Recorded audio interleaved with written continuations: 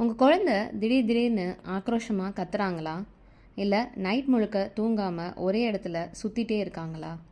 என் குழந்தைய எப்படா அமைதிப்படுத்துவேன்னு ஒரு பெற்றோராக நீங்கள் தினமும் தவிச்சுக்கிட்டு இருக்கீங்களா? நம்ம ரூட் அண்ட் ப்ளூம் ஆட்டிசம் விழிப்புணர்வு தொடரில் இன்றைக்கி நாம் பார்க்க போகிற விஷயம் காஸ்ட்லியான தெரப்பிகளோ மருந்துகளோ கிடையாது. உங்கள் வீட்டுக்குள்ளேயே நீங்கள் செய்யக்கூடிய ரெண்டு எளிய ரகசியங்கள் தான். ஒன்று, அவங்களோட டெய்லி ரொட்டீன் பழக்கங்கள். இன்னொன்று, அவங்களோட நரம்புகளை சாந்தப்படுத்துகிற மாதிரி மென்மையான மசாஜ் முறைகள். இதை மட்டும் நீங்கள் சரியாக பண்ணிட்டீங்கன்னா உங்கள் குழந்தையோட உலகத்தில் நீங்கள் ஒரு மிகப்பெரிய மேஜிக்கை பார்க்க முடியும். அது என்னன்னு இந்த வீடியோவில் முழுசாக பார்க்கலாம். முதல்ல இந்த குழந்தைங்களுக்கு தினசரி பழக்கம் ஏன் இவ்வளவு முக்கியம்னு புரிஞ்சுப்போம். ஆட்டிசம் இருக்கிற குழந்தைங்களுக்கு தங்களை சுற்றி இருக்கிற உலகம் எப்போதுமே ஒரு பெரிய குழப்பமாகவும் கணிக்க முடியாத ஒன்றாகவும் தோணும். திடீர்னு ஒரு சத்தம் கேட்கும் போதோ, திடீர்னு ஒரு புது நபர் வருவாங்கன்னா இது அவங்க மூளைக்குள்ள ஒரு பெரிய பயத்தை உருவாக்கும். அதனால தான் அவங்களுக்கு ப்ரெடிக்டபிள் ரொட்டீன், அதாவது அடுத்தடுத்து என்ன நடக்க போகுதுங்கிற தெளிவு இருக்கணும்.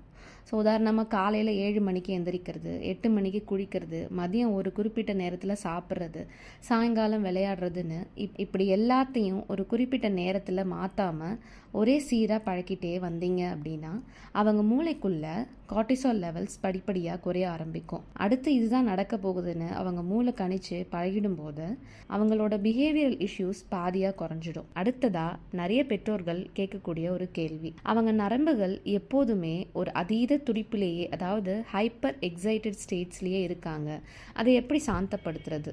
இதுக்கு தான் நமக்கு தொடு சிகிச்சை, அதாவது சென்சரி மசாஜ் ரொம்பவே உதவும். நம்ம உடம்புல இருக்கிற மிகப்பெரிய சென்சரி உறுப்பு என்ன தெரியுமா? நம்ம தோல் தான். நீங்கள் கொடுக்க போகிற மென்மையான மசாஜ் அவங்களோட பேராசிம்பத்தட்டிக் நர்வஸ் சிஸ்டம் ஆன் பண்ணி உடம்பை ரிலாக்ஸ் மோடுக்கு கொண்டு வரும். இதை எப்படி பண்ணணும்னு நம்ம பார்க்கலாம். முதலாவதாக பார்த்தீங்கன்னா, அமைதியான சூழலை உருவாக்கணும். மசாஜ் செய்கிற அறை ரொம்ப அமைதியாக, வெளிச்சம் ரொம்ப கம்மியாக இருக்கணும். மொபைல் சத்தமோ டிவி சத்தமோ இருக்கவே கூடாது. ரெண்டாவது, மென்மையான அழுத்தத்தை பயன்படுத்துங்க. உங்கள் கைகளில் தேங்காய் எண்ணெய் இல்லைன்னா எள்ளெண்ணெய் தடவிக்கோங்க. ரொம்ப லேசாக வருடக்கூடாது, அதாவது சில குழந்தைங்களுக்கு கூச்சத்தை தந்து எரிச்சலாக்கும். அதே சமயம் பலமாகவும் அழுத்தக்கூடாது.